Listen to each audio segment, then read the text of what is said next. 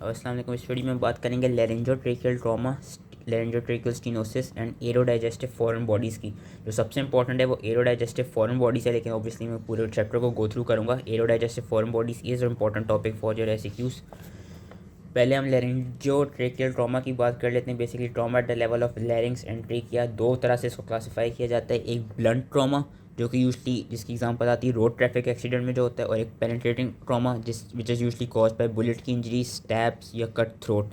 And ये देखा जाता है कि जो ब्लंट ट्रॉमा की वजह से जो इंजरीज होती हैं they can either be extra laryngeal outside the larynx और intra laryngeal within the laryngeal framework. Whereas जो हमारे पास पेनिट्रेटिंग ट्रॉमा की वजह से जो इंजरीज होती हैं, अब उसमें क्या कहते हैं क्या होता है, लेरिंग्स के साथ साथ there is also damage seen to other vital structures of the neck, क्योंकि नेक के थ्रू ही पेनिट्रेट करती है और नेक के अंदर ही लेरिंग्स प्रेजेंट होता है।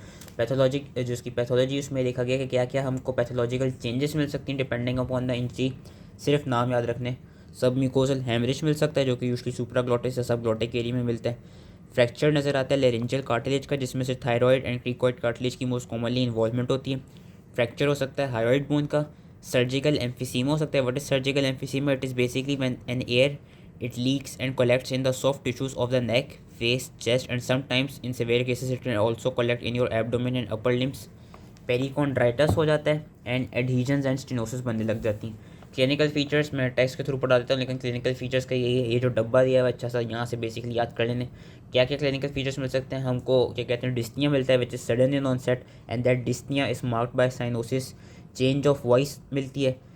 Depending upon the trauma pain और टेंडरनेस मिल सकती है। कभी कभी हिमोप्टिसिस और डिस्फेजिया भी मिल सकता है। और जब हम क्लिनिकल एग्जामिनेशन करते हैं तो ये देखा जाता है कि अगर तो कोई लेरेंजियल कार्टिलेज या हाइड्रोइड बोन फ्रैक्चर हो गई है ना, तो उसकी वजह से क्या आता है, उस due to the fracture of these components हमको क्रैकलिंग सेंसेशन मिलती है नेक्स्ट में। एक्सटर्नल स्वेलिंग भी नज़र आ सकती है ड्यू टू एम्फीसीमा या ड्यू टू हीमाटोमा। और ये देखा गया कि हम इनडायरेक्ट लेरिंगोस्कोपी के थ्रू जो स्वेलिंग है विच इज़ जो स्वेलिंग होती है which is usually form due to submucosal haematoma या ड्यू टू एडिमा, उसको हम डिटेक्ट कर सकते हैं इनडायरेक्ट लेरिंगोस्कोपी के थ्रू। इसकी हम ग्रेडिंग किस तरह करते हैं एक्यूट लेरिंजियल इंजरीज़ की, उसके लिए हम शेफर्स क्लासिफिकेशन यूज़ करते हैं। उसका बस यही नाम पता होना चाहिए। अगर हमारे डायग्नोसिस के लिए हम क्या क्या मेन पॉइंट्स लेते हैं, एक तो हिस्ट्री, दूसरा फिजिकल एग्जामिनेशन, तीसरा हम प्लेन एक्सरेज कराते हैं और सिटी स्कैन कराते हैं। ट्रीटमेंट किस तरह कराते हैं, ट्रीटमेंट के भी यही बॉक्स दिया हुआ है, बॉक्स याद कर लेना है वरना वैसे उन्होंने बताया हुआ है। एक तो हम मेंटेनेंस ऑफ एयरवे करते हैं, इमीडिएटली ट्रेकियोस्टमी करानी पड़ती है, सिस्टेमिक एंटीबायोटिक्स देनी पड़ती हैं ताकि पेरिकॉन्ड्राइटिस ना बने, सिस्टेमिक स्टेरॉइड्स देनी पड़ती हैं ताकि जो लेरेंजियल एडिमा है वो रिड्यूस हो जाए, क्योंकि अभी हमने पीछे पढ़ा था कि हीमोटोमा बन सकता है।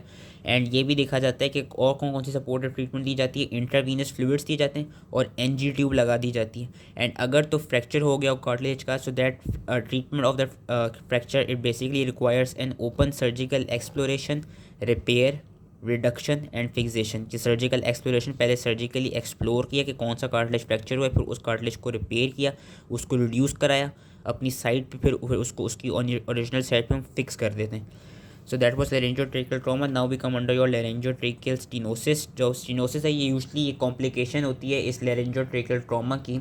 मोस्ट कॉमन कॉज इसका रोड ट्रैफिक एक्सीडेंट ही देखा गया है। इसके अलावा और कौन कौन से कॉजेज हो सकते हैं, prolonged endotracheal intubation, high tracheostomy के बहुत हाई लेवल पे ट्रेकियोस्टमी की ट्यूब लगा दी जाए, partial laryngectomy and chronic granulomatous disease which are involving the larynx and your trachea.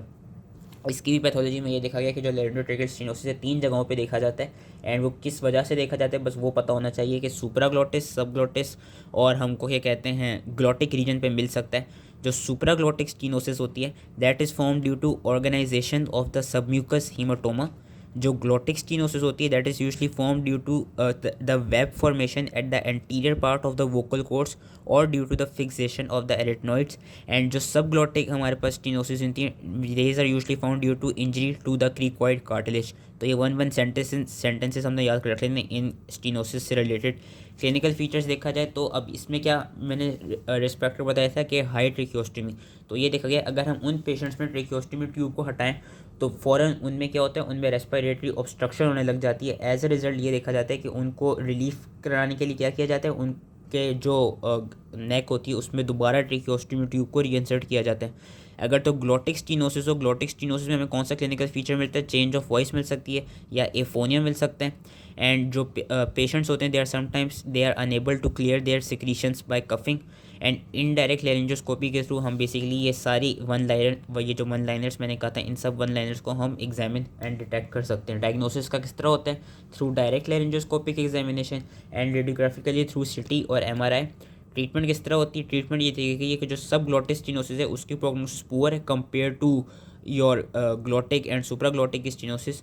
ये देखा गया है कि जो सब ग्लोटिक स्टेनोसिस होती है उसमें हमारे पास परमानेंट ट्रेकियोस्टमी हमको रिक्वायर करनी होती है पेशेंट के लिए, क्योंकि अब सिंस इसमें मसला क्या गया, अब पेशेंट ट्रेकियोस्टमी ट्यूब के बगैर नहीं रह सकता, उसको रेस्पिरेटरी ऑब्स्ट्रक्शन होने लग जाएगी। तो for his entire life patient को अब परमानेंट ट्रेकियोस्टमी ट्यूब लग जाती है। जो सुप्राग्लोटिक और ग्लोटिक जो होते हैं उनको हम ओपन सर्जिकल प्रोसीजर्स के थ्रू, एंडोस्कोपिक प्रोसीजर्स के थ्रू या डायोड या CO2 लेज़र थेरेपी के थ्रू भी हम इनको ट्रीट कर सकते हैं। एंड ऑल्सो किस तरह से इनकी ट्रीटमेंट हो सकती है? एक्सिशन के थ्रू भी ट्रीट हो सकते हैं। जो सुप्राग्लोटिक में भी और ग्लोटिक में भी, जिस तरह ग्लोटिक में जो हमको जो वेब मिल रहा था, that web can be excised surgically by these procedures, जिसमें हमारे पास लेरेंजोफिशर अप्रोच आ जाती है। अगर एरेटनॉइड्स की फिक्सेशन नहीं हुई हुई तो those arytenoids can be fixated और removed in your lateral position by through surgery.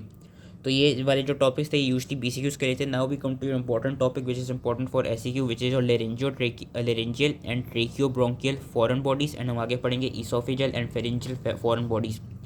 Foreign bodies अभी हम लेरेंजियल एंड ट्रेकियोब्रोंकियल पढ़ रहे हैं। ये देखा गया मोस्टली लैरिंग्स में तो इतनी नहीं जाती, ज़्यादातर ट्रेकिया में, एंड ट्रेकिया में भी ज़्यादातर हमको नज़र आता है कि ब्रोंकाई में right side of the bronchi पे हमको ज़्यादातर फॉरेन बॉडीज़ मिलती हैं। और राइट साइड पे ज़्यादातर फॉरेन बॉडीज़ क्यों मिलती हैं? क्योंकि जो राइट ब्रोंकाई होती है it is more wider than the left bronchus and it is more in plane with the trachea.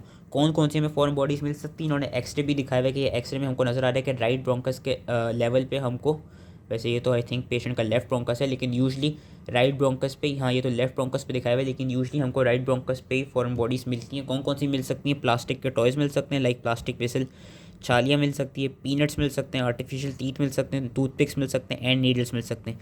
Whereas जो शार्प फॉरेन बॉडीज़ होती हैं लाइक योर पेपर पिन्स और glass pieces, they can get impacted in your लैरिंग्स। Clinical features किस तरह के होंगे? They would depend upon the site of impact, the size of the foreign body and the nature of the foreign body.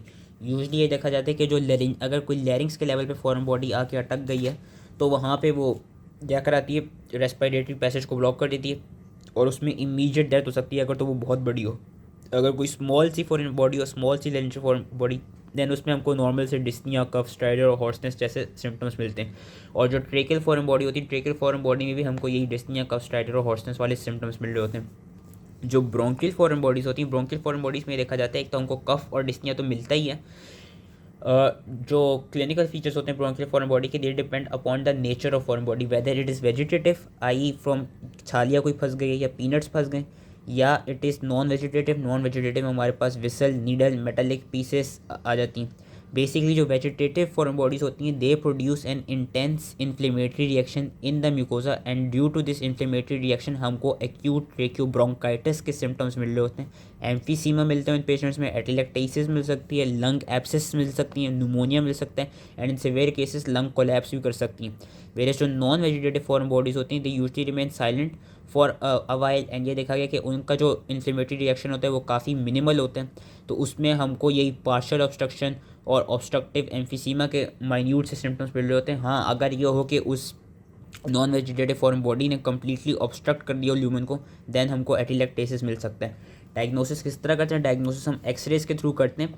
X-rays में हमको radio pack image नज़र आती है, जिस तरह वी कैन सी है कि ये नेल फंसी हुई किसी के लेफ्ट ब्रोंकस के लेवल पे, तो हमको रेडियो पेक मिलती है। अगर तो रेडियो ल्यूसेंट फॉरेन बॉडी हो like your vegetative foreign bodies जो कि ज़्यादातर रेडियो ल्यूसेंट होती हैं, उसमें हमें क्या नज़र आ रहा होता है, उसमें हमको क्योंकि ल्यूसेंसी के थ्रू तो हम प्रॉपर्ली नहीं डिटेक्ट कर पाते, लेकिन on radiology we can see कि due to intense inflammatory reaction there are some changes present in your radiological x-ray radiological x-ray कि बेसिकली हमको कोई चेंजेस नज़र आ रही होती है रेडियोलॉजी पे ड्यू टू इन्फ्लेमेटरी रिएक्शन। वही कौन कौन सी हमको चेंजेस नज़र आ रही होती हैं? एम्फीसीमा मिल रहा होता है उस चेस्ट एक्सरे पे, न्यूमोनिया मिल रहा होता है, लंग का कोलैप्स नज़र आ रहा होता है और ब्रोंकाइटिक चेंजेस नज़र आ रहे होते हैं। ये कब नज़र आते हैं? जब जो फॉरेन बॉडी हो वो रेडियोल्यूसेंट हो, और रेडियोल्यूसेंट में भी कौन सी हो?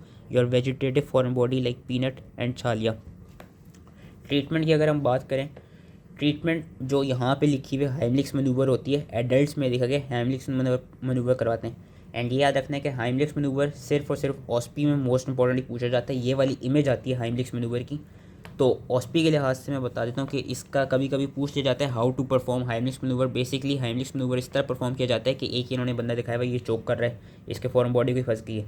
अब जिस पर्सन ने हाइमलिक्स मैनूवर परफॉर्म करना होता है इस पेशेंट पे, ही और she they stand behind the patient and they place their arm around the patient's lower chest and the epigastric region, as we can see over here, and with both of the arms they give a sudden thrust which is directed upwards and backwards below the epigastrium. As a result इसकी वजह से होता है क्या, जो abdomen होता है that compresses which leads to the escaping of air, या एयर जो है वो escape कर जाती है, and as a result due to this escape of air हमारी होता क्या, जो लंग्स होती हैं, जो जिधर ब्रोंकाई प्रेजेंट होते हैं, वहाँ से जो फॉरेन बॉडी होती है वो डिसलॉज हो जाती है। ये चीज़ जिस तरह मैंने बताई है ये ऐसी लिखनी होगी। कभी कभी ऑस्की में हाइमलिक्स मैनूवर का प्रोसेस पूछ किया जाता है, तो this is the process for Heimlich's manoeuvre कि किस तरह वो परफॉर्म करते हैं। अगर हम, और ये एडल्ट में ही परफॉर्म किया जाता है, अगर इन्फेंट हो और स्मॉल चिल्ड्रन हो जिसमें फॉरेन बॉडी फंस गई है, उसमें हम किस तरह फॉरेन बॉडी को रिमूव करते हैं। इवन तो जब हम इसको सुनेंगे थोड़ा अजीब सा लगता है, लेकिन यही मेडिकली अप्रूव प्रोसीजर देखा गया है कि दो इन्फेंट्स या दो small children they should be held upside down and then a slap should be given on their back. कि बेसिकली बच्चों को आपने उल्टा पकड़ना होगा एंड देन उनकी कमर पर एक थप्पड़ सा या एक रख के थोड़ा सा लगाना होगा, मारना होगा, ताकि जो फॉरेन बॉडी है वो डिसलॉज कर जाए। यही इसी तरह से इन्फेंट्स और स्मॉल चिल्ड्रन में फॉरेन बॉडी को रिमूव किया जाता है। एंड अगर तो ये उस तरह से रिमूव ना हो पा रही हो देन हम ट्रेकियोस्टोमी की तरफ जाते हैं। एंड कभी कभार हम क्या करते हैं, अगर कोई लेरेंजियल फॉरेन बॉडी हो तो हम डायरेक्ट लेरेंजोस्कोपी करते हैं अंडर जनरल एनेस्थीसिया। एंड अगर तो वो जो फॉरेन बॉडी हो इन्फेंट्स में वो ट्रेकिया के लेवल पे हो या ब्रोंकियल फॉरेन बॉडी हो, देन हम रिजिड टाइप ब्रोंकोस्कोपी करते हैं अंडर जनरल एनेस्थीसिया। ब्रोंकोस्कोपी की अगर बात की जाए, ब्रोंकोस्कोपी में सिर्फ दो चीज़ें याद रखनी है। एक तो ये इसकी टाइप्स किस तरह की होती हैं, दो टाइप्स की होती है, रिजिड और फ्लेक्सिबल फाइबर ऑप्टिक। एंड इनके यूजेस क्या है, जो रिजिड टाइप ब्रोंकोस्कोपी होती है that is used as a therapeutic, यही रिमूवल, इसी के थ्रू हम रिमूवल कराते हैं फॉरेन बॉडी का। वेरएज जो फ्लेक्सिबल ब्रोंकोस्कोपी होती है, flexible is used as a diagnostic purpose. यही दो चीज़ें ब्रोंकोस्कोपी में याद रखनी है। इसका प्रोसीजर नहीं याद रखना है कि इसकी इंडिकेशंस क्या है, इसकी क्लासिफिकेशन क्या है, रिजिड की थेराप्यूटिक, फ्लेक्सिबल फाइबर ऑप्टिक की डायग्नोस्टिक। हाँ, ऑस्पी में ये होता है कि कभी कभी ऑस्पी में पूछ लिया जाता है post operative care and complications of your bronchoscopy, तो वो याद करनी होंगी हमें ऑस्पी के लिहाज से। पोस्ट ऑपरेटिव केयर क्या है, patient should be kept NPO nil per orally for 4 to 6 hours. They should be kept in lateral position to prevent aspiration of blood or secretions into your lower respiratory tract, and they should be observed for any respiratory distress, stridors, cyanosis or blood stained sputum complications. anesthetic complication आ सकती हैं। ये इन्होंने bronchoscopy का procedure भी करते हुए दिखाया हुआ है। So due to this there could be injury to your structures like mouth, teeth, pharynx, larynx, laryngeal oedema हो सकता है, हाइपोक्सिया हो सकता है, ब्लीडिंग हो सकती है और लैरिंजियल स्पाज्म हो सकता है। तो ब्रोंकोस्कोपी का इतना ही पढ़ना था। Now we come on to another important thing which is your pharyngeal and oesophageal foreign body. पीछे हमने laryngeal and tracheobronchial foreign body की बात की थी, अब हम फेरेंजियल और ईसोफेजियल फॉरेन बॉडी की बात करेंगे। ये देखा गया कि फेरिंग्स में कौन सी फॉरेन बॉडी ज़्यादातर मिलती हैं, जो हम खाना खाते हैं, जो इंजेस्ट की जाती हैं, और वो किधर मिलती हैं, at the tonsils, at the base of the tongue, at the vallecula and at the piriform fossa. And जो शार्प ऑब्जेक्ट्स होते हैं like fish bones and needles, वो कहाँ पे जाके इम्पैक्ट करती हैं, they are usually impacted at or above the cricopharyngeal sphincter. ये लोकेशन याद रखनी होगी क्योंकि इससे रिलेटेड एमसीक्यूज आते हैं। एंड मोस्ट कॉमन जो फूड का पार्टिकल जो देखा जाता है जो कि एडल्ट्स में हमारे पास ऐसा फॉरेन बॉडी मिलता है, that is your fish bone. Adults में मैंने बताया that is your fish bone. अब फेरेंजियल और ईसोफेजियल फॉरेन बॉडीज़ किस में मोस्ट कॉमनली देखी जाती हैं, they are most commonly seen in children. Children में क्यों देखी जाती हैं, क्योंकि हमें पता है कि जो छोटे बच्चे होते हैं उनमें आदत होती है कि वो अपनी चीज़ें मुंह में डाल रहे होते हैं। सो ड्यू टू दिस जो फॉरेन बॉडी है that could get impacted in the children's pharynx और इन द चिल्ड्रंस क्या कहते हैं ईसोफेगस। अगर एडल्ट्स की बात करें तो एडल्ट्स में जितनी भी फेरेंजियल और ईसोफेजियल फॉरेन बॉडीज़ होती हैं वो ज़्यादातर एक्सीडेंटल होती हैं, या वो जो भी एडल्ट होता है वो यूजली कोई ना कोई साइकोटिक पेशेंट होता है। कौन कौन सी हमें फॉरेन बॉडीज़ मिल सकती हैं जो कि चिल्ड्रन में ज़्यादा कॉमन, चिल्ड्रन में जो कौन सी कॉमन होती है, कॉइन देखा जाता है, चिल्ड्रन में मोस्ट कॉमनली कॉइन मिलता है। ये वाला क्या कहते हैं, ये जो रेडियोग्राफ है ये कभी कभी ऑस्पी में रखा जाता है। So this is important. उसके अलावा कौन कौन सी फॉरेन बॉडीज़ होती हैं, एडल्ट में मैंने बता दिया फिश बोन हो सकते हैं। अगर हम ओल्डर इंडिविजुअल्स की बात करें तो उनमें डेंचर्स मिलते हैं, meat bolus, chicken bone. And ये देखा गया है कि जो फीमेल्स हैं वो फीमेल्स जो कि स्कार्फ पहनती हैं उनमें मोस्ट कॉमनली या मोस्ट इंपॉर्टेंटली उनमें जो फॉरेन बॉडी मिलती है उनमें सेफ्टी पिन की मिलती है। ये देखा जाता है कि जो फीमेल स्कार्फ पहनती हैं वो जब स्कार्फ बांध रही होती हैं तो कभी कभी कुछ फीमेल्स की आदत होती है कि वो जो सेफ्टी पिन होती हैं वो उन्होंने अपने मुंह में रखी होती है एंड कभी कभी एक्सीडेंटली वो इसको इंजेस्ट कर लेती हैं. So these safety pins they are usually seen in those females who wear scarf. Clinical features की बात करें, क्लिनिकल फीचर का अगेन ये टेबल दिया हुआ है, टेबल पढ़ लेना है. वैसे क्लिनिकल फीचर की अगर बात करें तो ये देखा गया है कि हमको एक तो एडल्ट में हिस्ट्री मिलेगी कि फॉरेन बॉडी कंजेशन हुआ है और वो एडल्ट खुद बता देगा कि एक्सीडेंटली हो गया. चिल्ड्रन के केस में देखा जाता है कि चिल्ड्रन के केस में कभी कभी हमको हिस्ट्री नहीं मिल पाती and sometimes children are also symptomless. वैसे हमको दोनों एडल्ट और चिल्ड्रन में कौन कौन से क्लिनिकल फीचर्स मिल सकते हैं? पेन और discomfort in the throat, dysphagia if the foreign body is large enough, and there could also be absolute dysphagia. Now what is absolute dysphagia? Absolute dysphagia is कि जब कोई इतनी बड़ी फॉरेन बॉडी आके impact कर गई हो कि जो पेशेंट है वो अपना सलाइवा भी प्रॉपर्ली स्वलो नहीं कर पाता. डिस्निया मिल सकता है, हॉर्सनेस मिल सकती है क्योंकि और ये दोनों साइन एंड सिम्टम्स क्यों मिलते हैं? क्योंकि वी नो कि जो फॉरेन बॉडी है it is impacted at the level of cricopharyngeal sphincter, at the level of cricopharynx. ये लोकेशन याद रखनी होगी. जब हम एग्जामिनेशन करते हैं तो on examination we see pooling of saliva in the piriform fossa. ये भी याद रखना होगा कि सलाइवा किधर मिलता है. Pooling of saliva is seen in the piriform fossa which is detected through indirect laryngoscopy. Foreign body is seen at the post cricoid region. वही ये वाली लोकेशन याद रख लेनी है. एंड हमको ये कहते हैं लोकलाइज टेंडरनेस मिलती है at the lower part of neck. And laryngeal crepitus जो होता है, जो कि नॉर्मली मिलता है, laryngeal crepitus is a normal phenomena. वो फॉरेन बॉडी के केस में क्या होगा? Oesophageal and pharyngeal foreign body के केस में जो लेरेंजियल क्रेपाइटिस होगा दैट वुड बी लॉस्ट. ये चीज़ याद रखनी होगी. मैं लॉस्ट को हाईलाइट करना भूलिए, तो ये याद रखना है कि laryngeal crepitus is lost when a foreign body is lost at the cricopharynx और at the post cricoid area. Investigations वही एक्सरे के थ्रू कराते हैं. कौन सा एक्सरे हम करते हैं? प्लेन एक्सरे यूज़ करते हैं in lateral view, anterior posterior view and oblique view. और हमको जो फॉरेन बॉडी मिलती है वो रेडियो पेक ही नज़र आती है, as we can see it over here. यहाँ इन्होंने लिखाया हुआ है, ये कोई बोन की पीस दिखाई हुई है, रेडियो पेक. यहाँ पे इतना बड़ा नज़र आ रहा है, बच्चे के खलक में सिक्का फंस चुका है. This is a coin. अगर कोई फॉरेन बॉडी रेडियो लूसेंट है तो उस केस में हम क्या करते हैं, या नॉन ओपेक है, उस केस में हम फिर एक्सरे बेरियम सोलो कराते हैं और उसके थ्रू डिटेक्ट करते हैं. अब इसकी ट्रीटमेंट के लिए क्या कराते हैं? इसकी ट्रीटमेंट के लिए वी यूज़ ईसोफेगोस्कोपी. एंड इफ़ ऐसा हो कि जो फॉरेन बॉडी है वो बहुत शार्प है एंड एज ए रिजल्ट उस शार्प फॉरेन बॉडी ने क्या किया, जो ईसोफेगस की वॉल है उसको पेनिट्रेट कर दिया, उस केस में हम ईसोफेगोस्कोपी नहीं करेंगे. उस केस में हम क्या करेंगे? हम ओपन सर्जिकल प्रोसीजर यूज़ करते हैं to remove the foreign body. Oesophagoscopy just like bronchoscopy, वही बस उसकी टाइप्स इंडिकेशन याद रख लेनी. दो तरह की होती है, rigid which is use as therapeutic, flexible fibre optic which is use as diagnostic.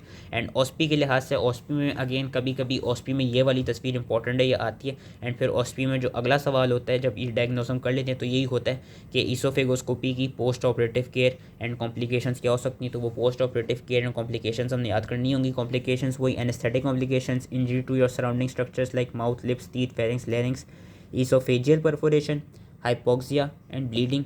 और पोस्ट ऑपरेटिव केयर में ये आता है कि पेशेंट इज केप्ट निल पर orally for 4 to 6 hours. Oesophageal perforation के लिए उसको ऑब्जर्व किया जाता है. क्या कहते हैं, हमको अगर तो पोस्ट ऑपरेटिवली ईसोफेजियल परफोरेशन हो तो उसमें कौन से साइन और सिम्टम्स होंगे? चेस्ट पेन होगा, इंटरस्कैपुलर रीजन में पेन होगा, सर्जिकल एम्फीसीमा मिलेगा नेक चेस्ट के लेवल पे, और फीवर और डिस्निया भी मिलेगा. जब पेशेंट जो है उसमें थोड़ी बहुत क्या कहते हैं बेहतरी आने लग जाती है तो इनिशियली हम क्या करते हैं, we only allow for him to take small water sips and then after a while soft diet can be allowed.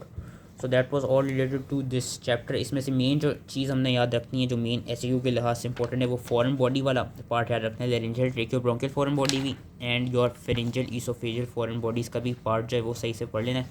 बाकी जो हैं स्टेनोसिस एंड ट्रॉमा उससे यूजली VCQC आते हैं. तो आई होप ये चैप्टर इसी समझ में आ गया हूँ. Thank you.